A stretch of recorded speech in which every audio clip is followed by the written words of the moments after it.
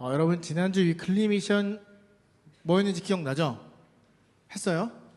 안 했구나. 했어요? 좋아요. 하이파이브 하면서 나는 아무것도 아닙니다. 하나님 나의 전부이십니다. 라고 고백했을 거예요. 여러분 그 인사와 고백을 통해서 그게 그냥 단순한 하나의 인사가 아니라 정말 여러분들의 삶의 고백이 될 수 있기를 바라요. 그것이 나의 것이 될 수 있다면 여러분 힘들 때마다 고민될 때마다 버틸 수 있는 은혜가 여러분에게 분명히 있을 거예요. 그러니까 지난 한 주하고 끝내지 말고 계속 그렇게 인사하면서 여러분의 마음을 고백했으면 합니다. 오늘은 예수님을 향한 고백에 대해서 살펴볼 거예요. 이 사도신경은 성부 하나님에 대해서 한 가지, 성자 예수님에 대해서는 6가지의 고백을 담고 있는데 그 중에 첫 번째 고백, 유일하신 아들 우리 주 예수 그리스도를 내가 믿습니다. 이 고백을 살펴보려고 해요. 여러분 예수님에 대한 고백이 6개나 된다고 해서 성부, 성자, 성령 중 성자 예수님이 가장 중요하다라고 오해하면 안 돼요. 예수님에 대한 고백이 가장 많은 이유는 이 성자 예수님에 대한 공격이 정말로 많았기 때문이에요. 여러분 한번 생각해봐요. 신이 어떻게 인간이 되겠어요? 신이 인간이 돼서 이 땅에 내려왔어요. 그럼 이 전 지구는 누가 다스려요? 누가 이 지구를 안전하게 보호해 주겠어요? 신이 어떻게 배가 고프고 먹어야 되고 마셔야 되고 잠을 자고 피곤함을 느끼겠어요? 만약에 신이 배가 고프고 목이 마르고 피곤해서 자야 된다면 우리가 첫 번째 살펴봤던 고백, 전지전능 그 모든 능력을 할 수 있는 분과 다르잖아요. 심지어 하나님은 나무에 매달려 죽었어요. 성경을 보면 하나님이 이렇게 말씀하시거든요. 나무에 매달려 죽으면 저주가 있을 거다. 본인이 그렇게 말씀하시고 본인이 나무에 달려 죽었어요. 그리고 부활했죠. 우리도 지금을 살아가는 우리도 이해하기 어려운 이 내용을 당시 사람들도 이해하지 못했어요. 그런데 문제는 예수님이 부활한 걸 본 사람들, 만난 사람들이 많다는 거예요. 그리고 반대로 보지 못한 사람들도 존재했어요. 그러니까 사람들이 계속 고민한 거예요. 예수님이 부활한 게 맞아? 부활하지 않은 거 아니야? 도대체 무슨 말이야? 스스로 고민하다가 뇌피셜로 답을 내려요. 예수님에 대해서, 말씀에 대해서 마음대로 오해하고 해석하고 이게 맞아! 라고 결단을 내린 거죠. 그래서 그 결과 어떻게 됐냐면 수많은 오해가 쌓이기 시작했어요. 지금 말로 말하면 이단들이 막 생기기 시작해요. 여러분 원래 안 좋은 소문, 누군가를 욕하는 이야기는 엄청 빨리 퍼지잖아요. 그쵸? 좋은 이야기, 내가 누군가를 사랑으로 섬겨줬던 것보다 누군가 안 좋은 이야기가 더 빨리 퍼지는 것처럼 이때도 마찬가지였어요. 야, 내가 하나 알려줄게. 내가 예수님에 대해서 비밀을 알려줄게 하면서 자기가 내린 결론에 속닥속닥 이야기하기 시작한 거예요. 그래서 어떻게 됐냐면 이제 예수님을 막 믿기 시작한 사람들, 교회를 오래 다녔지만 믿음에 대한 확신이 없던 사람들이 점점 예수님을 떠나기 시작했어요. 점점 이단에 빠지고 교회를 떠나고 마음대로 살기 시작했어요. 그래서 사람들이 이 예수님에 대해서 우리가 정리하자, 참 신이고 참 인간이신 예수님에 대해서 분명하게 정리할 필요가 있다라고 해서 이 정리된 게 6가지의 고백인 거예요. 그러니까 예수님이 더 중요해서 많은 고백을 하는 게 아니라 예수님을 더 잘 설명하기 위해 6가지의 고백이 생긴 거죠. 여러분 이 유일하신 아들 우리 주 예수 그리스도, 우리 주 예수 그리스도를 내가 믿습니다라는 이 고백은 진짜 세상 중요하고 강력한 고백이 돼요. 세상에서 흔들어대는 나의 믿음을 꽉 잡고 버틸 수 있는, 내가 지탱할 수 있는 고백이 되기 때문이에요. 여러분 오늘 이 예배를 통해 저 고백이 여러분 자신의 고백이 되었으면 좋겠어요. 저 고백이 하나의 문장이 아니라 내 믿음의 고백이 되기를 간절히 바라요. 여러분 예수 그리스도 뜻이 뭘까요? 혹시 아는 친구 있어요? 예수 그리스도의 뜻이 뭘까요? 이건 예수가 그리스도이십니다 라는 말을 줄여놓은 거예요. 당시 사람들은 예수 그리스도라고 말할 때마다 스스로에게 이런 질문을 던졌어요. 오늘도 나는 예수님을 위해 살았을까? 나는 예수님을 사랑하고 있을까? 왜냐하면 이 사람들이 예수님을 구세주로 받아들일 때 목숨을 걸고 받아들였잖아요. 내 믿음을 고백하면 죽잖아요. 그러니까 이 사람들은 이 고백을 통해 이렇게 생각한 거예요. 난 죽더라도 예수님을 위해 오늘 살겠다. 내가 오늘 죽더라도 예수님의 사랑을 나누며 살겠다라는 그 마음의 고백이 있었던 거예요. 그래서 지나가다가 주 예수 그리스도라는 말이 들리거나 예수 그리스도라는 글자를 보면 서서 생각한 거예요. 난 오늘 어떻게 살았을까? 난 오늘 예수님을 사랑하며 살았을까? 나를 통해 예수님이 세상에 드러났을까? 스스로에게 계속 질문했어요. 여러분은 어때요? 여러분은 예수 그리스도라는 말을 들으면 어떻게 다가와요? 심장이 떨려요? 뭐래? 그냥 아무 생각 없이 지나가나요? 잘 생각해야 돼요. 예수가 그리스도이십니다. 예수 그리스도 이 말의 의미를 저도 여러분도 볼 때마다 생각해야 돼요. 나는 정말 예수님을 믿는 사람이 맞을까? 나는 은혜 받은 대로 살아가고 있을까? 스스로에게 늘 질문해야 돼요. 우리 주 예수 그리스도, 이거는 주 예수 그리스도라는 세 가지의 표현이 하나로 뭉쳐진 거예요. 우리 먼저 주를 살펴볼게요. 첫 시간에 이야기했듯이 당시 주인은 오직 로마 황제에게만 허락된 단어였어요. 그런데 초대교회 사람들은 예수님을 주라고 고백했어요. 왜냐하면 우리에게 주인은 오직 한 분, 하나님 예수님이기 때문이에요. 다른 주인은 내가 인정할 수 없는 거예요. 다른 주인이, 다른 누군가가 예수님의 자리에 올라가는 걸 용납할 수 없었던 거예요. 그 고백 때문에 자신의 가족이 힘들어졌지만 괜찮았어요. 왜냐하면 저 사람들이 지난주 살펴봤던 것처럼 나는 nothing, 아무것도 아니라는 걸 인정했고 하나님이 나의 everything 되신다고 인정하고 믿었기 때문이에요. 그러니까 하나님만으로 충분하니까 다른 것들이 별로 힘들지 않았던 거예요. 다음 예수. 여러분, 예수라는 이름은 당시에 진짜 흔했던 이름이에요. 구약 성경에 보면 여호수아가 나오는데 여호수아랑 예수랑 단어가 똑같아요. 그러니까 지나가다가 저 당시에 예수야 라고 부르면 다 이렇게 뒤를 돌아볼 정도로 엄청나게 흔한 이름이었어요.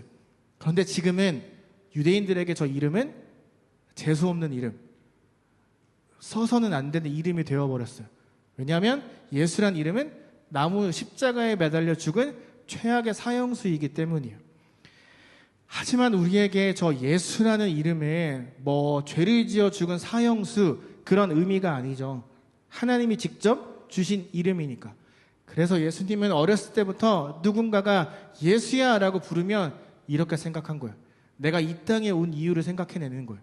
내가 이 땅에 온 이유는 사람들을 구원하기 위해, 죽기 위해, 부활하기 위해, 사람들을 용서하기 위해 왔다는 걸 늘 생각하신 거예요. 예수야 예수야 부를 때마다 그 생각을 계속 하신 거죠. 최초의 사람 아담이 하나님께 죄를 지었죠. 인간을 대표하던 사람이 죄를 지었어요. 하나님께 지은 죄니까 그 죄 용서는 하나님만 할 수 있죠. 만약에 여러분이 셀 선생님에게 실수를 했어요. 그래서 셀 선생님이랑 사이가 어색해졌다고 생각해 봐요. 그런데 여러분이 저한테 와서 사과하는 거예요. 목사님, 제가 선생님이랑 싸웠어요. 그럼 제가 뭐라고 할까요? 제가 용서해 줄 수 있을까요? 저는 대신 용서할 수 없죠. 여러분이 잘못한 분에게 가서 죄송하다고 말을 하고 고백해야 돼요. 그 실수에 대한 용서는 상처를 받은 사람이 해줘야 되는 거예요. 최초 사람 아담이 죄를 지었어요. 대표자가 죄를 지어서 원죄라는 게 이어져요. 우리는 자범죄라고 해서 스스로 매일 죄를 지으며 살아가요. 이 죄를 끊으려면 또다시 인간을 대표하는 누군가가 있어야 됐어요. 그런데 문제는 우리는 매일매일 죄를 짓기 때문에 내가 남의 죄를 대신해서 용서하거나 용서받을 수 없다는 거예요. 제가 지은 죄, 여러분이 지은 죄가 다 다른데 어떻게 내가 대신 죄를 용서받겠어요? 그래서 오늘 우리가 읽은 본문처럼 하나님이 말씀이 인간이 돼서 오셨어요. 자신을 하나님의 유일한 아들이라고 표현했어요. 여기에서 우리가 또 오해해서 안 되는 부분이 있어요. 예수님이 나는 아들이야 라고 했다고 해서 하나님과 예수님이 다른 존재, 각기 다른 사람이라고 신이라고 생각해서는 안 돼요. 여기에서 그 하나님에게만 사용되는 성경 단어가 있거든요. 오직 하나님만 이 단어를 사용할 수 있어요. 모노게네스라는 헬라어인데 이거는 유일하게 존재한, 유일하게 혼자 존재한, 유일하게 단 하나뿐인 이라는 뜻이에요. 그 모노게네스라는 말이 오직 하나님에게만 나오다가 또 다른 데 등장해요. 언제냐면 예수님을 표현할 때 하나님과 예수님에게만 유일하신 존재라는 표현이 성경에서 사용이 돼요. 그러니까 예수님과 하나님은 서로 다른 존재가 아니라 같은 분이라고 성경이 말하는 거죠. 무슨 말인지 모르겠죠? 그래서 이 성령 삼위일체는 제가 다음에 특강이든 설교 다시 준비할게요. 여러분처럼 저처럼 이 당시 사람들도 이게 이해가 안 됐어요. 그래서 멋대로 해석하고 오해했어요. 그리고 그 과정 속에 성경을 마음대로 해석하고 사람들이 끌고 가던 무리들이 생겨났어요. 우리는 이걸 이단이라고 해요. 교회 역사를 통틀어 수많은 이단이 등장하는데 다 똑같은 말을 해요. 무슨 말인 줄 알아요? 내가 예수다. 내가 너를 구원하러 온 예수다라고 이야기를 해요. 여러분, 우리나라 대한민국에도 예수가 많은 거 알아요? 우리나라 대한민국도 예수님이 진짜 많아요. 흰 말을 타고 흰색 정장을 입고 딱 나타나서 황금색 봉을 딱 들면서 내가 예수야 라고 말하는 신천지 이만희가 있어요. 스스로를 하나님, 예수님, 성령님, 이삭, 멜기세덱 별의별 호칭을 다 붙여가면서 나 죽으면 3일 있다 부활해 라고 말하고 죽은 사람이 있어요. 부활했을까요? 썩었어요. 그냥 그대로 끝났어요. 하나님의 교회 안상홍이라는 사람이 있어요. 삼위일체를 부인하면서 내가 성령이야, 내가 예수야 라고 말하면 성경을 막 해석하던 JMS라는 정명석이라는 이단도 있어요. 이렇게 속이고 미혹하는 사람들이 예수님 부활 이후에 많이 등장했어요. 왜? 부활이 설명이 안 되니까. 부활이 이해가 되지 않으니까. 몇 년 전에 넷플릭스에 나는 신이다 라는 다큐멘터리가 있었어요. 거기 보면 예수님이 진짜 많이 나오거든요. 여러분, 가짜 예수를 믿으면 어떻게 되는 줄 아세요? 첫 번째, 가족을 버려요. 두 번째, 나를 버려요. 그리고 그 목적, 내가 사랑하는 목적은 나랑 똑같은 이단인 저 못생긴 교주를 위해 사는 거예요. 내 열심히 돈 벌어서 교주 다 갖다 줘요. 가족 다 버려요. 엄마 아빠 찾아오면 엄마 아빠를 버려요. 모른 척해요. 이단은 그렇게 성경을 오해하고 우리에게 성경대로 살아가지 못하도록 만들어요. 그런데 이 이단이 당시에는 훨씬 더 많았어요. 그러다 보니까 진짜 그리스도인, 진짜 신앙인으로 살아가고 싶었던 사람들이 있을 거 아니에요? 그 사람들이 하나의 암호를 만들어요. 혹시 여러분 이거 본 적 있어요? 이거 본 적 있어요? 제가 여러분만 할 때 한국에서 교회 다니는 사람들은 자동차 뒤에 저걸 다 붙이고 다녔거든요. 그래서 지나가다 딱 보면 저 사람 교회 다닌다. 저 사람 그리스도인이네 라고 우리는 생각했어요. 저기에 쓰여져 있는 헬라어는 예수스, 크리스토스, 데오스, 휘으스, 소테르. 이거 기억하지 않아도 돼요. 저거의 줄임말이 뭐냐면 예수 그리스도는 하나님의 아들, 구주라는 뜻이에요.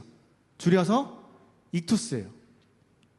이들은 이 암호를 보면서 저 사람은 예수님의 그리스도라고 고백했구나.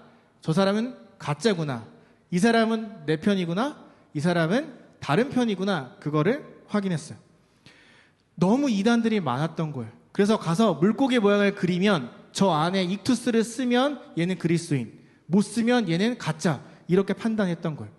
이 물고기 암호를 갖고 다녔던 그리스도인들을 향해서 그 사람들을 향해서 믿지 않던 사람들, 이단들이 뭐라고 했냐면 너 그리스도인이지, 너 크리스찬이지 라고 이야기를 했어요. 여러분, 이 당시에 너 크리스찬이지 이 말이 어떤 의미인 줄 아세요? 너 미쳤어. 너 예수쟁이라며. 부활했다고 거짓말하는 그 예수를 믿는 이상한 사람이라며 라는 뜻이었어요. 비꼬는 말이었어요. 그런데 그때 교회 다니는 사람들의 너 크리스찬이지란 말 들으면 굉장히 기뻐했어요. 아주 나이스였어요. 왠지 아세요? 예수님을 주인으로 모시고 그분을 닮기 위해 살아가는 나한테 너 크리스찬이지 라는 말은 너 예수님을 닮아가고 있구나. 너를 통해 예수님이 보여 라는 말과 같았기 때문이에요. 그리스도인은 예수님의 뒤를 이은 사람들이에요. 예수님이 이 땅에 오셔서 하나님과 사람들을 화해시키는 화목 메이커가 되셨잖아요. 그들에게 너 예수쟁이지, 너 크리스찬이지 라는 그 말은 네가 하나님과 우리 사이에서 화목 메이커로 살고 있어. 너 그렇게 말하는 거예요. 사람들은 또 이렇게 받아들여. 내가 사랑하는 예수님처럼 살아가고 있구나. 나를 통해 이 땅에 하나님의 사랑이 흘러가고 있구나. 나를 통해 저 사람이 하나님을 알게 됐구나. 완전 고마워 라고 생각했어요. 지난주에 나누었던 것처럼 내가 하는 이 고백을 듣는 마지막 대상, 하나님을 모르는 사람들에게 그들의 삶 자체가 하나의 모범이 됐던 거예요. 그리스도인, 예수쟁이란 이 말은 초대교회 사람들에게 그리고 지금을 살아가는 우리에게도 세상 중요한 단어예요. 2000년 전 그들처럼 지금을 살아가는 우리도 하나님의 흔적을 회복시키고 하나님과 사람들 사이를 화해시키는 화목 메이커로 살아가야 하기 때문이에요. 마지막, 그리스도예요.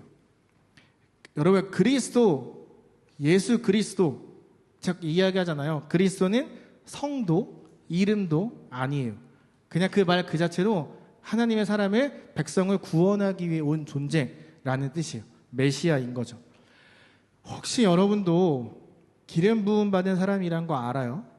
이 구약 성경에서 기름 부음 받은 건 진짜 엄청난 특혜거든요. 아무나 받을 수 있는 게 아니에요. 선지자, 제사장, 왕, 하나님이 인정한 사람들만 받을 수 있었어요.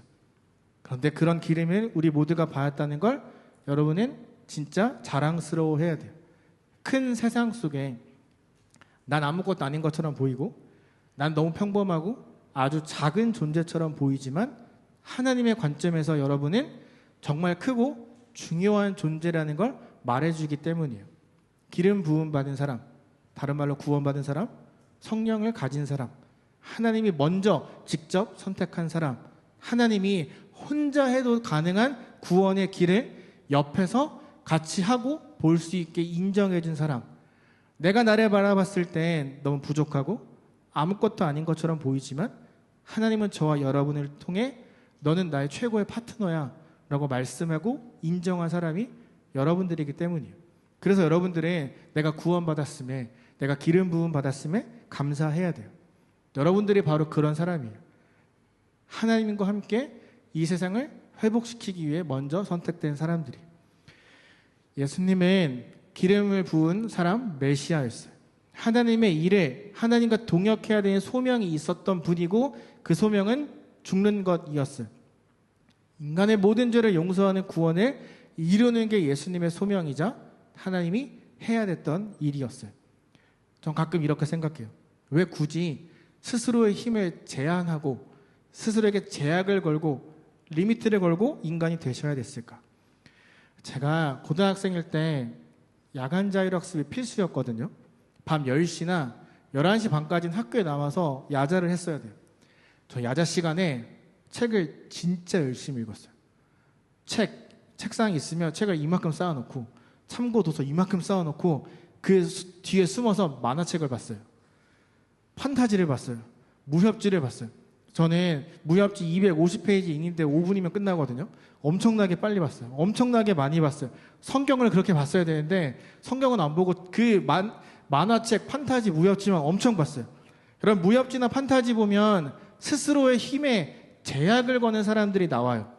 무협지를 보면 내공이 엄청나게 많은 사람들이에요. 그런데 자기 위치가 높지 않아요. 그래서 자기 능력을 숨겨요. 때리면 맞고 괴롭히면 괴롭힘을 당해요. 왜냐하면 자기가 능력을 드러내는 순간 모두의 질투의 대상이 될 수 있기 때문에 티내지 않는 거예요. 판타지 소설을 보면 정말 재앙과도 같은 능력을 가진 존재가 등장해요. 누군지 아세요? 여러분은 그런 거 안 보죠? 착해서 누군지 아세요? 드래곤이에요. 여러분, 드래곤이 사람의 모습으로 이렇게 변신해서 오거든요. 그럼 자기 능력에 제한이 생겨요. 사용할 수 있는 힘이 약해지는 거예요. 무협지나 판타지, 세상의 소설에 등장하는 주인공들의 자기 능력을 제한하고 숨겨요. 그러다가 결정적인 순간 내가 죽음의 위협 앞에 섰을 때 모든 힘을 개방하고 사람들에게 자신의 능력을 보여줘요. 아무도 자기를 무시하지 못하게 자신의 강함을 온 세상에 다 드러내요. 왜? 주인공이니까. 주인공이 죽으면 재미없잖아요. 주인공이 죽으면 어떻게 해요? 그러니까 봉인 해제하고 자신의 강력함을 보여주고 모든 사람들이 자기 발 앞에 무릎을 꿇게 하는 거죠. 이건 우리가 살아가는 세상도 똑같아요. 여러분이 조금씩 잘하면서 세상을 만만하게 보이잖아요. 여러분들의 능력을 있어도 잘 안 보여주잖아요. 계속 숨기잖아요. 사람들이 여러분을 만만하게 볼 거예요. 사람들이 여러분을 무시할 거예요. 깔볼 거예요. 내가 가진 강한 능력을 보여주면 사람들이 인정하는데, 그러지 않으면 사람들이 좀 무시하고 은근히 꼽줄 거예요. 여러분, 예수님은 그렇게 하지 않으셨어요. 스스로 능력에 제약을 걸고 내려오셨어요. 우리와는 차원이 다른 강함이 있었잖아요. 말 한마디로 이 세상을 만들었다는 건, 미나가 저를 괴롭힐 때 미나 사라져라, 미나 자체가 사라지는 거예요. 예림이가 저한테 뭐라고 하면 예림이 없어져라, 그럼 예림이라는 사람 자체가 아예 이 땅에 사라지는 거예요. 그런 강함, 능력이 있었어요. 예수님이 오셔서 뭐 했어요? 병든 사람 고쳤죠. 귀신 든 사람 쫓아냈죠. 다리에 힘이 없어서 평생을 걷지 못했던 사람을 일으켜 세워 뛰게 만들었잖아요. 능력이 있었는데 그분이 자기의 죽음 앞에 잠잠하셨어요. 자기의 강함을 드러낼 수 있는데 참았어요. 그리고 그냥 죽었어요. 하나님은 저와 여러분을 구원하기 위해 유일하신 아들, 아니 자기 자신을 십자가에 매다는 걸 선택했어요. 압도적인 강함을 그때 보여주셨으면 모든 사람들이 다 엎드렸을 거예요. 하지만 그런 존재감을 보이는 것보다 자신이 매달리는 것, 생명을 버리는 걸 택하셨어요. 이 세상에 수많은 신들이 있어요. 인간들이 만들어낸. 그런데 여러분 잘 보세요. 이 세상에 사람들이 만들어낸 그 어떤 신도 인간을 위해 목숨을 바치지 않아요. 인간의 것을 빼앗아 갔으면 빼앗아 갔지, 인간을 괴롭혔으면 괴롭혔지, 세상에 만든 신들은 인간을 사랑하지도 도와주지도 않아요. 하지만 하나님은 자신을 희생하셨죠. 자기의 능력에 제한을 걸 만큼 여러분을 사랑하신 거예요. 너무나 애타는 거예요. 이대로 둘 수 없다는 그 간절한 마음이 있었던 거예요. 내 형상을 닮은 너무나 아름다운 이 존재들이 죽어서 죄 때문에 지옥에 가는 걸 가만두고 볼 수 없었던 거예요. 그래서 스스로 강함을 버리고 생명을 내어놓는 죽는 선택을 하셨어요. 여러분, 지난 한 주 어떤 마음으로 살아갔어요? 여러분, 고난주간과 부활 주간에 데일리 미션 했었죠. 그때 했던 여러분들의 생각과 고백이 지금도 여전히 남아서 여러분들에게 영향을 주고 있어요. 우리 직스 친구들 수학여행 갔는데 어땠어요? 하나님이 떠올랐나요? 우리 시험 보던 친구들 시험 보는 와중에 하나님을 정말 붙들며 살았나요? 우리는 종종 예수님의 사랑에 크게 와닿지 않을 때가 있어요. 내가 내 힘으로 살아가려고 할 때, 내 삶이 답답하다고 느껴질 때, 고민이 해결되지 않는 고민이 꼬리에 꼬리를 물고 속상하고 짜증날 때, 아 몰라, 다 그만하고 싶어. 하나님의 은혜도 부활의 기쁨도 전혀 느껴지지 않는 순간이 있었을 거예요. 정말 여러분이 한숨만 나오고 이유 모를 답답함이 있을 그때 여러분이 오늘 했던 이 고백을 떠올려 보세요. 유일하신 아들 우리 주 예수 그리스도를 내가 믿습니다. 이 고백엔 두 가지의 뜻이 있어요. 첫 번째, 나를 향한 하나님의 사랑을 내가 인정합니다. 두 번째, 여러분을 향한 하나님의 마음이 담겨져 있어요. 너를 절대 혼자 두지 않을 거야.